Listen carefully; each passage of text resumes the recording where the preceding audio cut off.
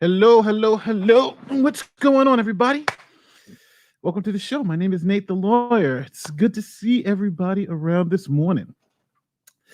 Let me make sure I get a good look at the chat. How's everyone going today? I said going today. How's everybody doing today? This has been one interesting couple of days. This has been some real interesting couple of days, especially when it comes to the Derek Chauvin trial. We're definitely going to talk about it. So everyone knows what we're going to do today. Today we're going to specifically speak about the motion to dismiss, well, the motion for a new trial, obviously, for Derek Chauvin. We're going to look at the evidence that the juror may have been biased. We're going to see how the news media has played both sides, and then I'm going to give you my opinion on whether there should be a new trial or not. But first, we're just going to try to look at just all the factual details first, because, I like to let you guys make your own opinions just based on the factual details. But I want to try something new today. I want to try to tell the story through the media. So I've got a whole bunch of these like little media clips about the situation. And I tried to kind of take out all the spin and just give all the facts. But I think it's going to be interesting to see how the different let's say the different political news organizations treated the situation. How some treated, how it was treated on the news media that's supposedly the left leaning, and how it was treated for the news media based on whether they're right leaning. So first, for those of you who have been living under a rock and don't know what the hell I'm talking about, let's start with what's been going on. Obviously, you know about Derek Chauvin. Obviously, you know about George Floyd. If you haven't heard those names before, then, welcome back from your coma, and, welcome back to the modern world, because obviously these are the biggest stories of the year. But allegedly, one of the jurors who came out publicly, it happened to be a black juror. The guy's about 6'4", and he has been accused of having a bias. Now, I must say this: all jurors have biases, right? But it's not about whether the juror has a bias. It's whether the juror has disclosed any biases. So, for instance, if we were in a case about gun rights or something like that, you don't want to have a gun rights advocate on the jury, right? Because that bias may be too hard for that juror to overcome to give a just verdict. The verdict's supposed to be just based on the evidence. So that's what the jury selection process and voir dire process is. Sometimes you miss people, but generally they're good at taking out people with any type of biases. So they give you jury questionnaires, and those jury questionnaires are really just to kind of weed out the people who have those extreme biases. Are you a member of Black Lives Matter? Like for the Chauvin trial, as you'll see, are you a member of Black Lives Matter? Or, have you been involved in protests? Just to kind of weed out those people who may have those biases that are harder to overcome. Understand that everybody has biases. So if a juror was a member of Black Lives Matter, disclose that, and then they still put that juror on the trial, that's fine, right? That's fine. You know all the stuff, and you can go in, make it. But if that juror deceived you and you believed that juror wasn't a part of Black Lives Matter or something like that, then that would be a separate issue. So that's kind of what we're going to be looking at here. He says, Nate. Oh no, I didn't work for the NYPD. Sorry. I was law enforcement in New York, but I didn't work for the NYPD. And I left to go to law school. Actually, my department paid for part of my law school tuition. So which is fantastic. So but so I just want to walk everybody down, just so everybody can see kind of like the process, how the news media covered everything. So now I've been teasing it to death. Let's just get into it. Here we go. Camera. I am going to share audio. So the first thing we're going to do is look at Inside Edition. So we're going to look at Inside Edition and their coverage of the Chauvin Juror. Let me get this up for you guys. It's funny it's here, but this thing wants to play mean with me. All right, here we go. Chauvin Juror.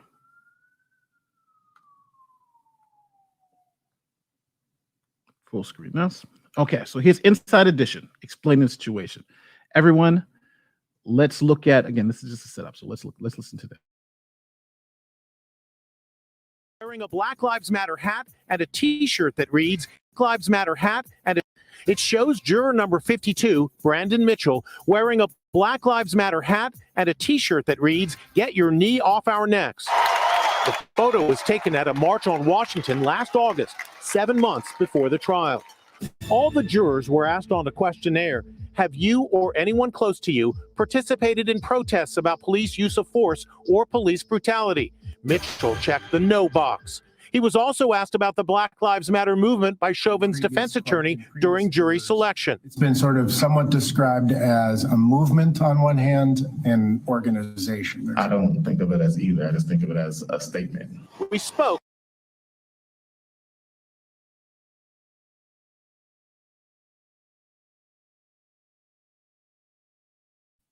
Sorry about that. Didn't unmute my mic. So they asked, so just so we're on the same page, they asked him, right? They asked him, were you a Black Lives Matter rally and all this? And he specifically said no. And then they asked him about his feelings on Black Lives Matter. Now it's kind of shocking that, he has his hat on, he has his shirt on. So it makes you think, yeah, I know, I muted my mic. I unmuted, I saw it.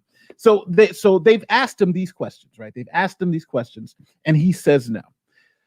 Now, just so we're all clear about what the argument is on both sides. His argument, the juror's argument, which you'll hear soon, is that the protest that he went to wearing that regalia, that protest wasn't for Black Lives Matter. It was for the 57th anniversary of March on Washington.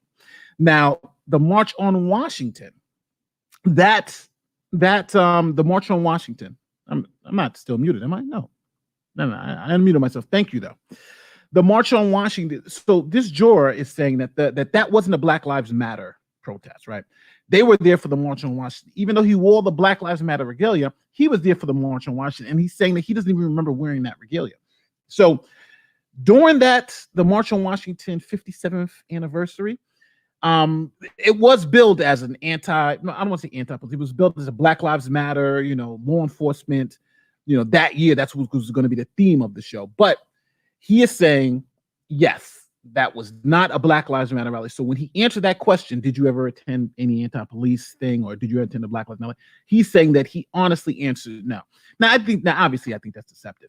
I think, if you're there, they're anti-police, the better answer would have been, yes, I've attended something like this. And here's but it was actually for this. But then there was the theme of it was, pro-police, anti-police, pro-George Floyd, that type of thing. Even the George family actually talked at this particular event. So just so we can all be clear of the thing. So right now, just based on my own feelings, right? Not only based on my own feelings, I think this juror was being deceptive when answering those questions. But he could have said no and then wrote under that, this is what I mean by that. But by answering no, now you're coming out talking about nuance. I would have a problem with that. But is this enough for an appeal? That's what Chauvin's lawyer is going to try to figure out. But now let's see how both CNN and Fox News covered the story, because I think this is going to be interesting, the details. So first, let's start with CNN, because I know all of you guys out there are fans of CNN. Let's start with CNN. And it's going to be, and I want you guys to really, really, really take a look at how they covered the story and with the angle that they came at it. And then we're going to jump to Fox News and see how they covered the story and see what angle they're taking. And then after that, we're just going to look at the court documents from Chauvin's attorney and see what his grounds for appeal are.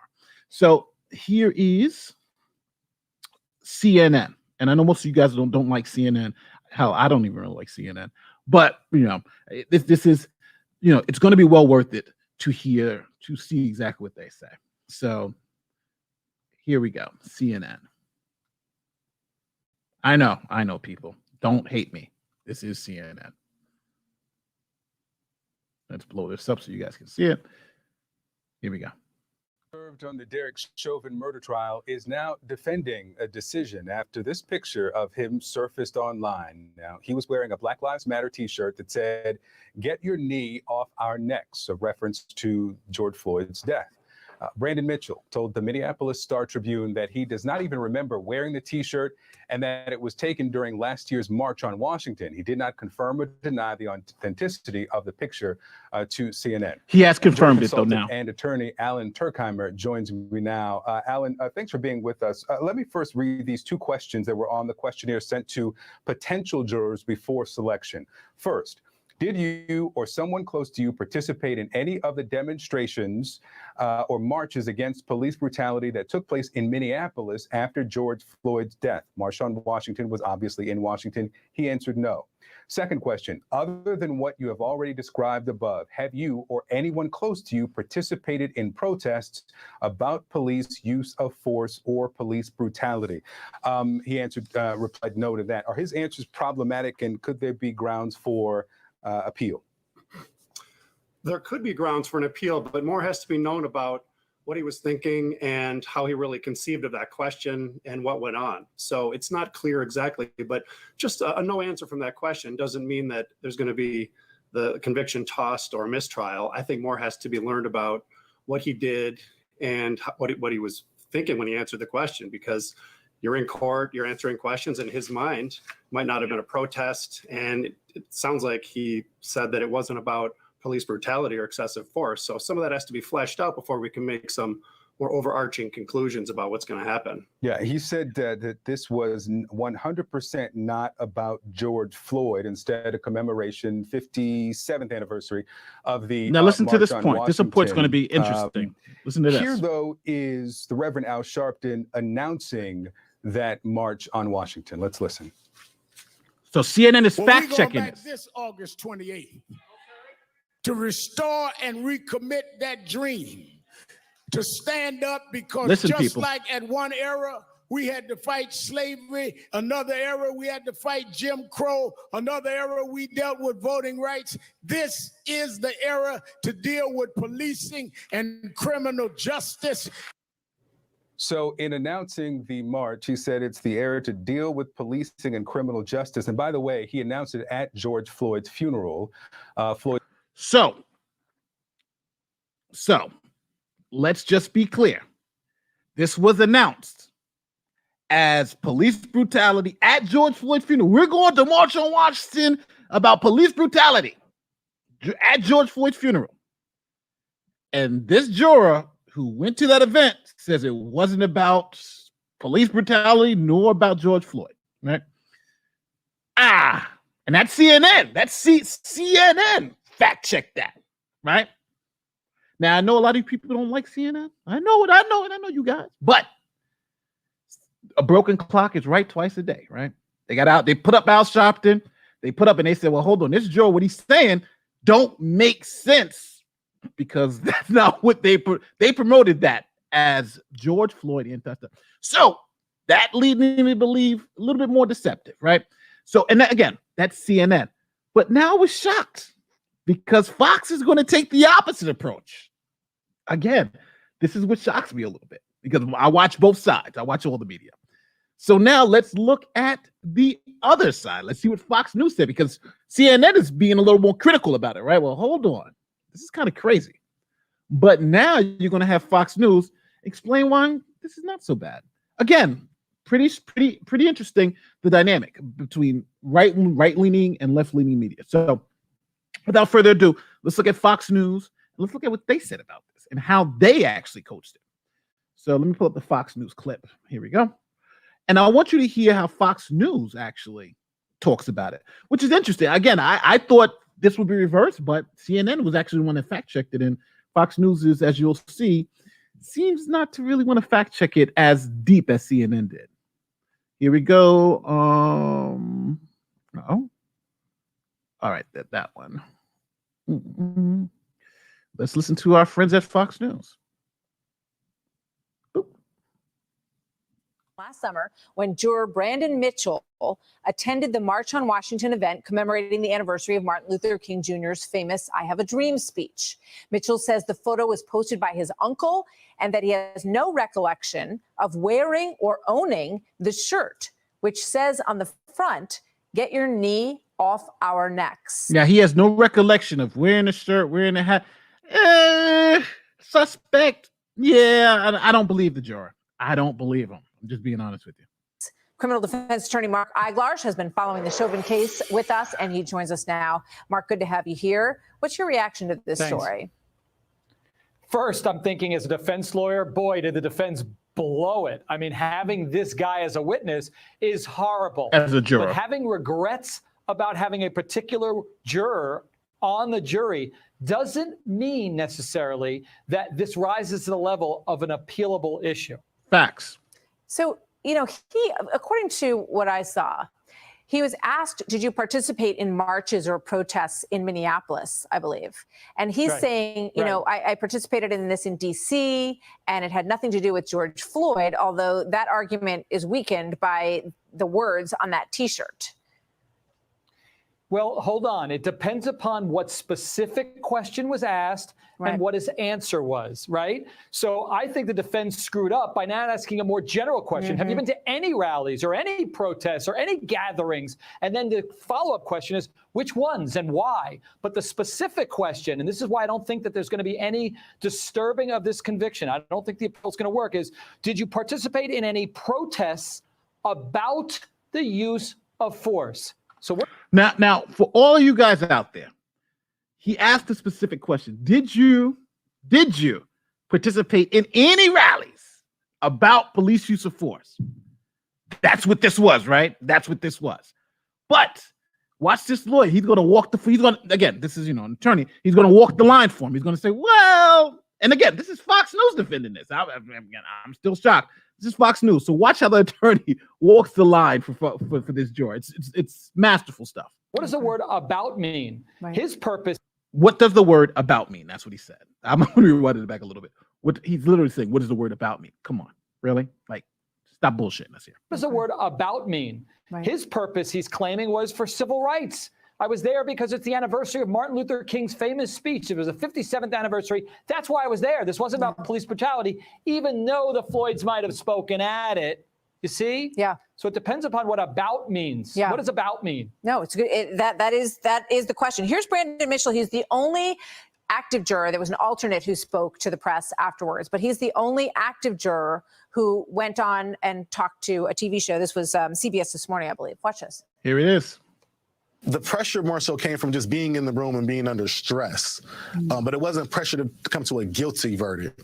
We were just stressed about just the simple fact of, I mean, every day we had to come in and watch a black man die. Thoughts on that, Mark? Yeah.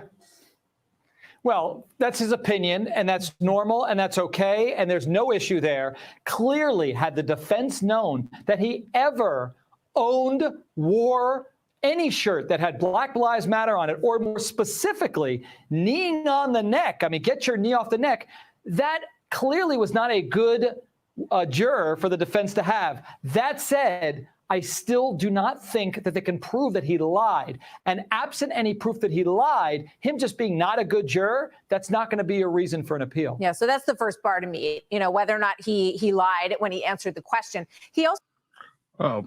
also says he doesn't ever remember wearing that T-shirt or buying that T-shirt. And, you know, in this world of everything being faked in photos, I have to, you know, I have the question in my mind, you know, what if someone put that logo on that shirt, on that picture, given the high profile of this case? It's possible. Absolutely. So that's the key, Martha. What are the facts? So now we have questions on whether the goddamn shirt was official. But obviously that, you know, it seems like the shirt is legit, right? He said his uncle took the picture or whatever. So just so we're clear, Fox News is saying, well, we really don't have an appealable issue. CNN is saying, looks like we do have an appealable issue. So it's actually reversed. the news media other side are reversed. So what an idiot Photoshop. Yeah, it's saying it may be Photoshop. So now it's up to you. My opinion, usually I don't give it to you, but my opinion is, the question is, you at an anti-police, pro-BLM, you know, rally, right? You went there. Well, was it in Minnesota? No, it was in Washington, D.C. Okay, that saved me from the first question. But the second question, I think you got to be honest. I think you got to say, yeah, I attended a rally. That could have even been perceived that. But is this enough to say this juror was lying? That's what we got here, right? Is it enough to say this juror was a liar? So, it's going to be tough. I'm going to pull the poll up in the community tab to just ask, this juror saying that he was totally honest. Now, I'm going to say this. This doesn't seem like this juror was being honest, right? This does seem deceptive, but I can't call it a lie, right? And that's the nuance here. And now you're sending somebody away for 40 years in prison based on this. Do you want to do a root trial? You got 11 jurors who also said this was good, but then you got one that's kind of fishy. I don't know if this is going to be enough. I don't know if they're going to prove that this juror actually lied. He's saying he doesn't remember even wearing the shirt. He remembers being there. That wasn't really about police violence, even though Al Sharpton says it was about police violence. Who knows, right? The investigation. But with that said, it's not what we know, it's what we can prove. And now the next piece of it, let's look at the motion filed by Derek Chauvin's defense attorney, Derek Nelson, about this, because he now put in his motion for a new trial to set aside the verdict. So let's look at that document, because I think that's it's going to help us understand what he's thinking. Now, there's not a lot of detail in this document, unfortunately, but he does he goes into why he believes the verdict should be overturned. So I'm going to blow this up so you guys can see it. So this is State of Minnesota versus Derek Chauvin, defendants' notices of motions and post-verdict motions. So this is them saying, we're giving you the notice that we're going to be filing these motions post-verdict so we can get this thing overturned. Either have a new trial. So they go through it. The specific bases for this motion include, but are not limited to. In other words, this is one. So the court abused discretion when it denied defendant's motion to change venue. Now, what this means is that, oops, I put it here. So what this first one means is that they're saying that by not changing venue, by having the trial where it was, that this didn't give the defendant a fair chance. Now, this happens a lot of times there was a huge case here in New York City, the Amadou Diallo case, in which the cops shot Amadou Diallo in the Bronx. And it was another accidental shooting. So they wanted to have the trial in the Bronx. So the police union, which was smart, they went and they took a survey. They had an independent survey of people in the Bronx. And one of the things they did, which is interesting, they found out like 90% of the people in the survey believed the cops were guilty already and that they heard about the case. So the judge transferred the case to Albany, right, where the people in Albany, you could get a fairer jury. And that's kind of what they wanted. That's what Chauvin's attorney wanted to do here. They wanted to transfer it to another district, not where it actually happened, because they didn't feel that. But the judge, in the judge's infinite wisdom, said, well, hold on. The George Floyd case, everybody nationwide, worldwide has heard about it. So the jury that you're going to get somewhere else is going to be the same kind of jury you're going to get here. You're not really sending it to a place where they're not going to hear about the George Floyd case. So that's why the judge didn't change the venue. But that's what you're looking at. So their first thing is saying it shouldn't have been held in Minneapolis. It should have been held somewhere else. That's so we can get a fairer jury. So this one, I don't think it's going to be as good. But, it's the first one. And as a defense attorney, you throw them all in there and hopefully see something that sticks. The court abused discretion when it denied the defendant's motion for a new trial on the grounds that publicity during the trial threatened the fairness of the trial. And such publicly included post-testimony and pre-deliberation intimidation of the defense witnesses, from which the jury was not insulated. Not only did such acts escalate the potential for prejudice in these proceedings, they may result in far-reaching chilling effect on defendant's ability to procure expert witnesses, especially high-profile cases, such as Mr. Chauvin's co-defendant. So they're saying, this also, you got the attacking the defense witnesses and all this other stuff, right, that occurred. So they wanted a new trial because of, and this is also the Maxine Water thing too, right? The Maxine Water thing, she's saying all this stuff, and all these things could have influenced the jury.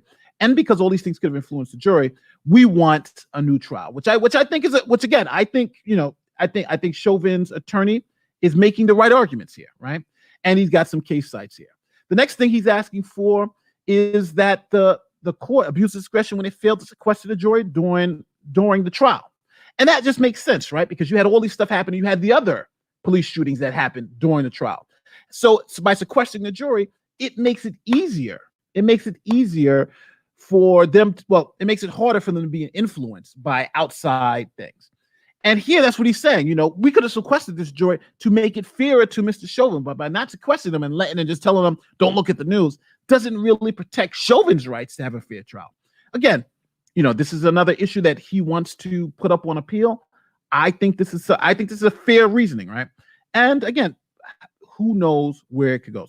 And it says, and he got jury intimidation and fear of retribution among jurors. And this is what a lot of you have been saying when I've been talking to you and chatting with you. You guys have been saying, the jurors' fears and all this other stuff.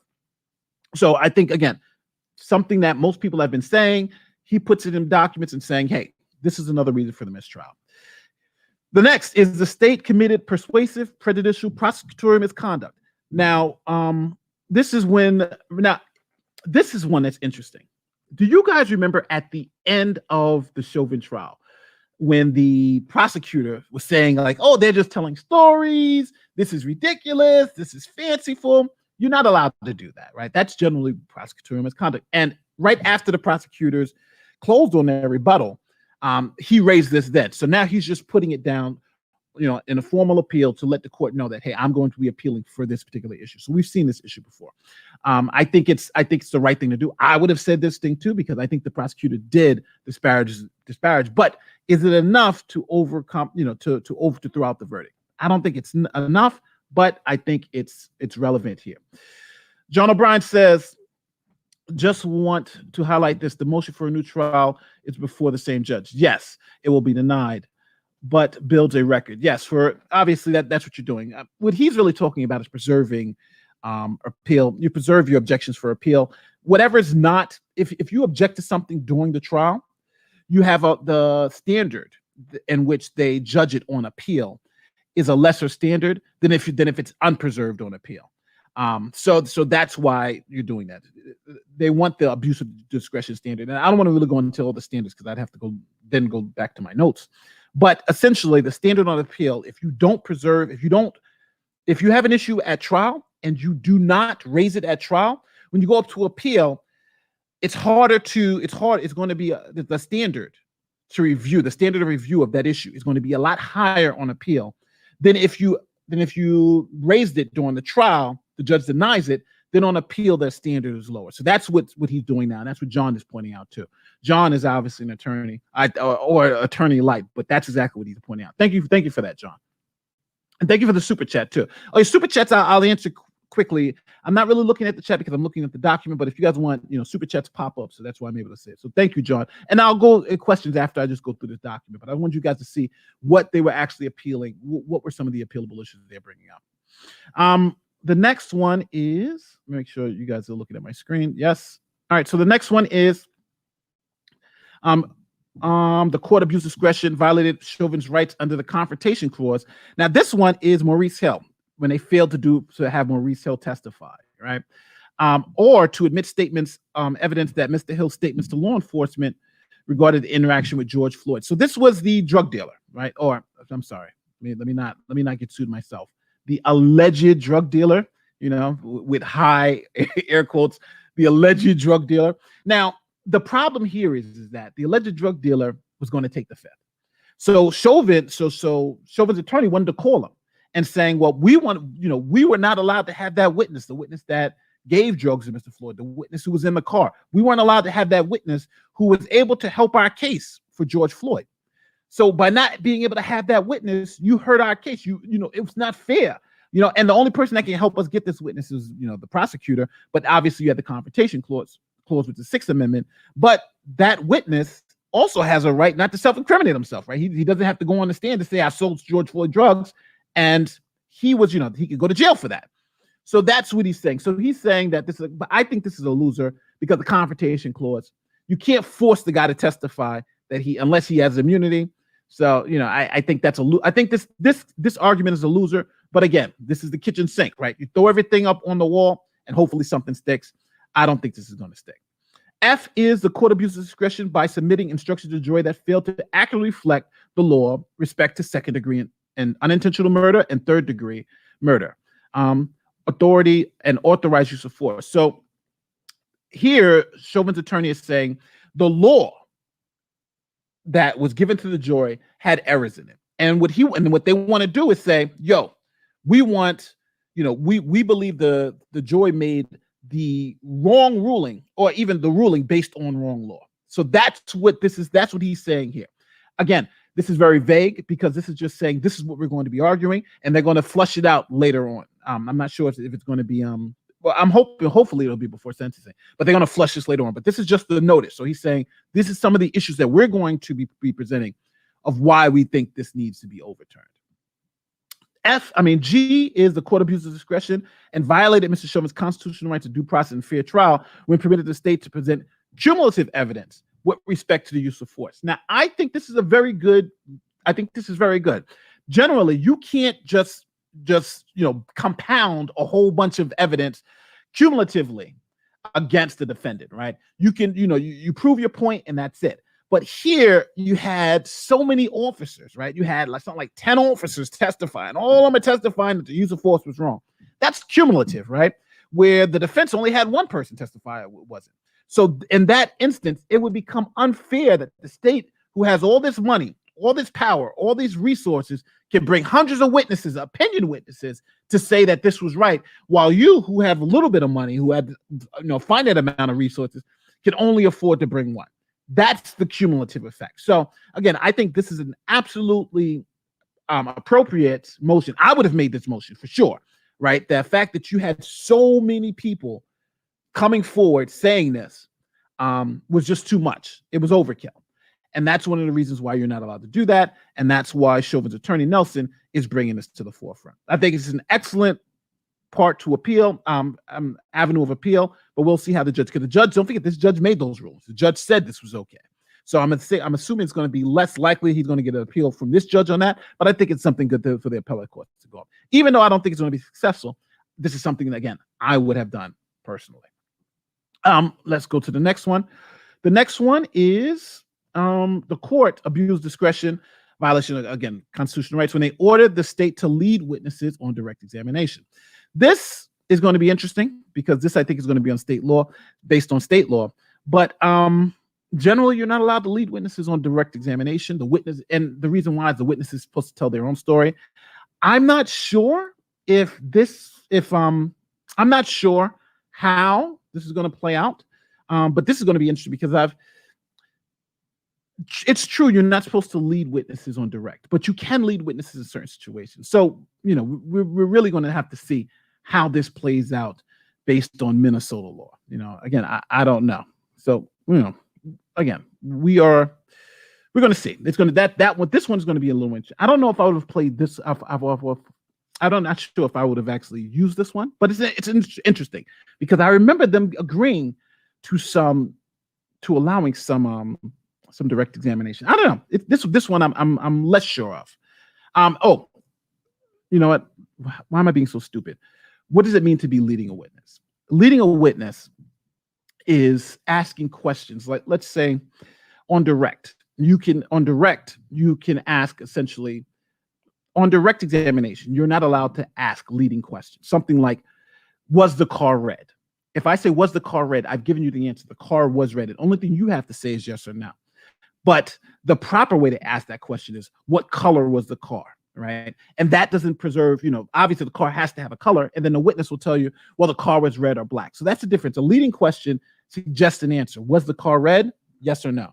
An open-ended question or a non-leading question would be, what color was the car? That's the tension here. Was the lawyer testifying, or was the defendant, or was the witness testifying? On cross-examination, it's usually the lawyer who's testifying, and the witness up there is just a prop saying yes or no. We're on direct, the witness is giving all the information. I probably confused you all with that, but that's essentially what this is saying. Next, the court abused discretion in violating Mr. Chauvin's constitutional right to due process and fair trial when they failed to order that a record be made of the numerous sidebars that occurred at trial. That must, generally sidebars aren't on the record. I know sometimes for us, they were on the record. So for instance, if you have a sidebar, generally what you would do is you see, I know here in New York, you see the court reporter, the person, the stenographer typing it up. They'll go and move over and they'll listen, they'll type it up, and then they'll move back and they type, so that's the way it is. Here, Chauvin's attorney is saying they didn't record any of that. Those numerous sidebars weren't recorded on the record. So, maybe that might be just something specifically for Minnesota. Again, I'm not sure. I know here they do record it and, they type off the record versus on the record. And sometimes you'll have stuff that's just off the record without a stenographer.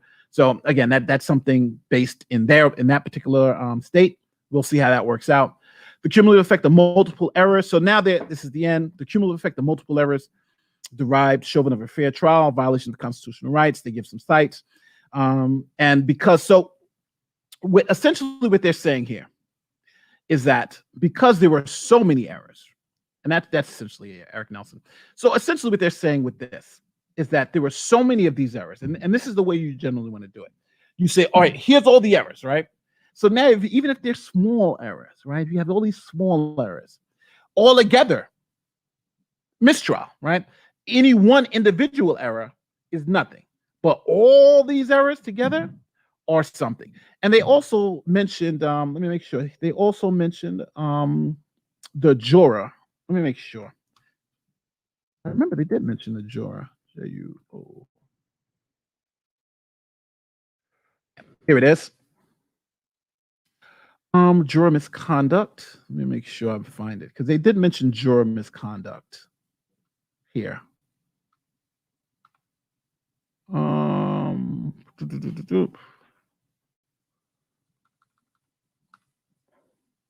Yes, here it is. All right. I want to just make sure to show you guys that they actually did mention juror misconduct here. But it's weird because he didn't mention it. I think he put this in later, so that's why it wasn't right up front. But here they did mention in one juror misconduct. So here it is: defendant fair trial, prosecutorial and jury misconduct.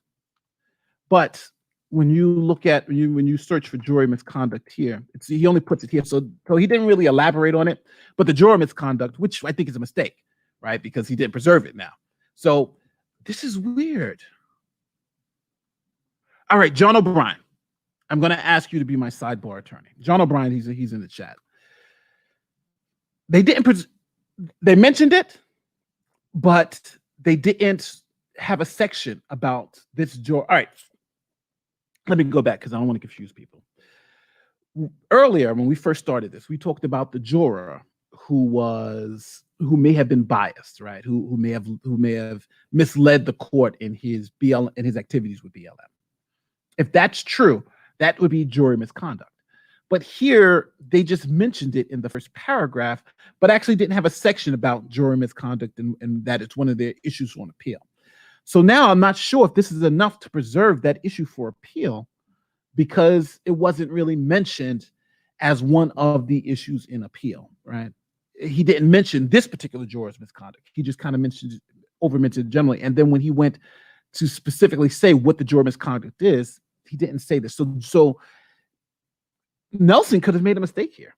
Nelson could have made a mistake by not actually putting in this particular juror's what most people are assuming this particular juror's misconduct is. So it's possible Nelson made a pretty huge error here. Because even though it may be appealable, he may be now working uphill whether this juror misconduct is actually a part of his appeal. But I know I think Nelson messed up here on a technical issue. In other words, he's saying juror misconduct, but he actually didn't put it in his papers. So it's like he didn't say it. That's what I'm saying. Issue. I don't know. I don't know how he can make a mistake like that. But he puts it in the caption, but actually doesn't talk about it. Nate, the problem is this Minnesota procedure. Not sure. He could supplement the motion, possibly. But he definitely did not the best position in failing to elaborate. Yeah. So since he didn't, so that could be an issue where he failed to elaborate. He mentions it at top, but failed to elaborate it in the actual notice. So he may not be allowed to argue it. Again, you got to be careful. Yeah, I'm assuming he can amend it, but he needs to do that like ASAP, right? He needs to amend that ASAP. but that's a big miss. And see, this is what I would usually do. I'm reading through this, and that's what I would have picked. I picked that up and I'm like, oh my God, he didn't. He left out the most important part. That's the one that I would definitely put in. Right? Look at the guy's wearing a BLM shirt. What the hell? So but we'll see. Hopefully he'll amend it and put it in. So that's now. I'm going to just tell you my final thoughts and probably get slayed by the opposite side. Now, this morning, I talked to some of my more liberal friends about this, right? And they surprised me. This morning. They said that Chauvin deserves a new trial. I was like shocked, like not only shocked, a little bit. I did not expect this at all. My liberal friends, I'm not going to call you out. You know who I spoke to. Because you're watching this. I know you're probably watching this now. They believe Chauvin deserves a new trial. I'm thinking they're going to say that privately, but not publicly. And the reasons why is they believe that this juror is a glory hog. They believe that this juror is biased and that this juror kept his mouth shut, then we would have no problems. They believe in justice, but they believe that even if Chauvin goes through it again, he's probably going to get convicted. But they believe it's not about, at this point, it's not about Chauvin. And I want people to understand that. This is really not about Chauvin. This is about the system and how the system should work. And if you are on trial for, let's say, some crime, and you found it, let's say if you were on trial for theft, and you found out that one of the jurors was this anti-theft advocate who gives money to this, who's so on the other side, you would say, well, that's unfair to have that person judging whether you did your crime or not. That probably was a bad example, but that's what you're talking about. So that's what this is. So most people are thinking about this as a system, but this may not be enough to change the verdict. This juror may be, because again, there's a lot of technicalities here that this juror is trying to get away with. Well, you know what? It was a rally, but not a rally in Minnesota. It was a rally, but not a rally for police violence, even though it was for Martin Luther King's I Have a Dream speech, but the theme of it was police violence. So that's this is the critical issue now. Is this juror lying? Is he not? What do you think? Now, most of my conservative friends obviously think that this should be overturned, but I think we have a lot of legitimate issues. I would love to see how the judge or even the appellate court deals with it. So what are your thoughts? Let me know in the comment section, because I think it's interesting that my liberal friends, and again, I'm not talking to hundreds of people. I'm talking to about 5 or 6 people this morning. I was honestly shocked that they honestly believe that this juror is biased, this juror is full of crap, and this juror should have kept their mouth shut, and this juror probably messed it up, so we're going to have to do it again. Interesting. It kind of shocked me. I kind of agree with those sentiments, but legally, and I want to make it very clear, legally speaking, I don't want to shock people. This may not be enough. Legally speaking, this may not be enough. I don't think it's enough, but if I were the judge, I would probably just say, F it, let's do it again, right? Because this may be enough. But again, they're probably going to question this juror. They're probably going to figure out what happened, and we'll see. So, do you guys think I'm out of my mind? Do you guys think I'm insane? And I want to be totally transparent with you, the viewer. I believe Chauvin is guilty. I believe Chauvin has done this. And I believe what I saw and what I know about everything, I believe Chauvin is 100% guilty. But that has nothing to do with whether he got a fair trial. So just so you guys know, I believe Chauvin is absolutely guilty, but that has nothing to do. If he didn't get a fair trial, it means nothing, because that is what the system is about. I don't care if whatever you think, he deserves a fair trial just like every other criminal defendant. He deserves it. He deserves it just like you would deserve it. So my issue is not about Chauvin being guilty, because I know people are going to be like, oh, Nate's, he's against black people. No. It is not about Chauvin's guilt. It is about she deserves a fair trial. And if what this juror did is not, it's outrageous, but I don't know if it's legally enough to get him a new trial. I think because it's developing, he has not had enough time to amend. I would imagine Nelson is doing a deep dive to get the full fact investigation laid out. Facts. Well, hopefully he'll amend it and we'll be there. But if you like this content, you like everything else, please don't forget to hit that like. It's got almost 1,000 people. How many likes I got? Like 5 or 6 likes? Come on, hit that like button. Show YouTube that you like this content. Sorry I've not been around for a little while. I'm just give you guys a couple of quick updates. Nate, so many people in the chat are claiming that Floyd died of an OD. Can you finally clear this up for them? Well, hey, all the doctors, even, just to be clear, Floyd didn't die from an OD. The reason why is because all the medical evidence, even the defendants, let's just make it very clear, the defendant's medical examiner says that he didn't die of an OD, right? He says it's unconclusive. And all of the other ones, right? All the ones on the prosecution side said he didn't die of an OD. So if anybody keeps saying that he's died of an OD, I think the problem is I don't think it's an unreasonable inference, right? I honestly don't think it's people are saying he's dying from an OD or making an inference. And they're saying we're making an inference based on these facts and this. So I don't think it's unreasonable. But if we're talking about making an inference based on facts, then the facts are the defense's medical examiner didn't say he died of an overdose, and the prosecution. So, we can make that inference, which I think is reasonable, but it is not factual in terms of the trial. The trials concluded definitively that George Floyd did not die of an overdose. Again, you can disagree with me, but those are the facts that were laid out in the trial. If the defense attorney brought those facts and said he died of an overdose, and their medical examiner said that, then I think you would have, I had to hang on. But remember, their medical examiner didn't say that. He said it was inconclusive. That made, interpreting inconclusive. Well, inconclusive doesn't mean he died of overdose, right? I'm not interpreting it. That's what they said. That's what he said. So again, it's possible. I'm not even going to say you didn't making a bad inference, but I'm saying that is what all of the doctors who testified said. If you guys have something different, if one of the doctors said something, if one of the experts on the defense side said something different, I'd even hang my hat on that. But they didn't. So, you gotta, I think you got to kind of take it back and just say, what did they say? I can't go off of my emotions of what I believe happened. I got to go off the, what the evidence showed. And both sides have presented that evidence. So is it possible? Yeah, but, what did the evidence say? Evidence said a whole bunch of other stuff. Sorry. So just so everybody knows, I'm going to do the next couple of videos I'm going to do. The next one's going to be, obviously, I've been investigating these online scams for like the past couple of weeks. So we busted two, one a fake cancer scam, the other one a fake rent scam. So, we're going to go through that, the methodology. And obviously my last video, if you saw it, it was me actually, it's not a really interrogation, it's an interview. One of the scammers came to me and said they wanted to talk because we had got all this evidence, and she eventually confessed. So it's showing how I kind of went through that interview and got the confession on camera. So, it's there. You guys can check it out.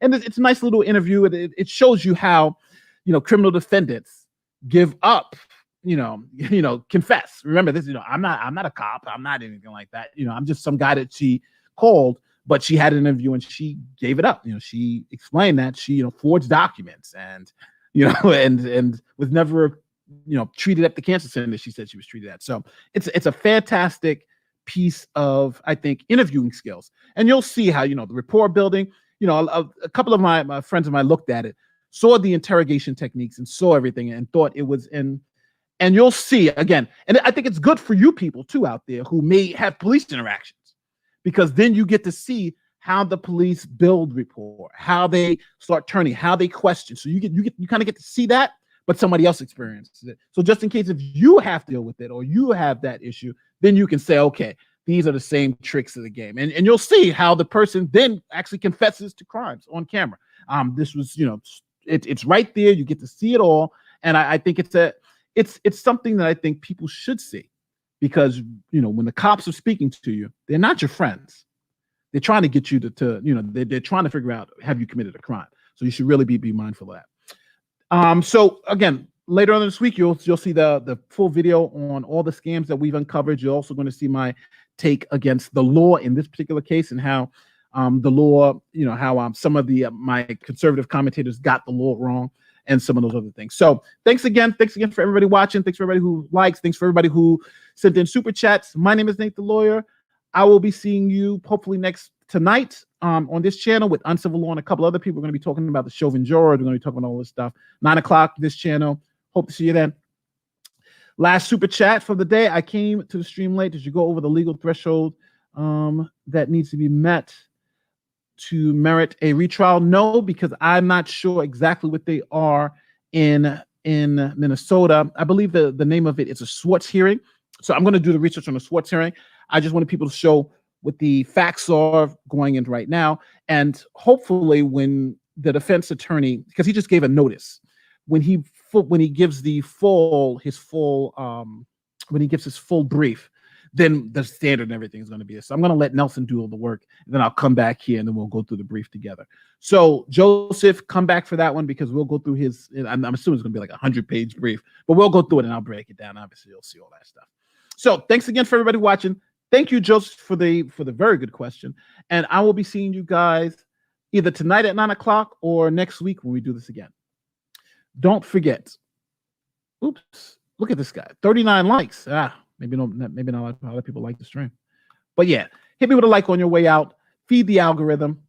Thanks again, everybody watching, and I will see you guys next time. Peace.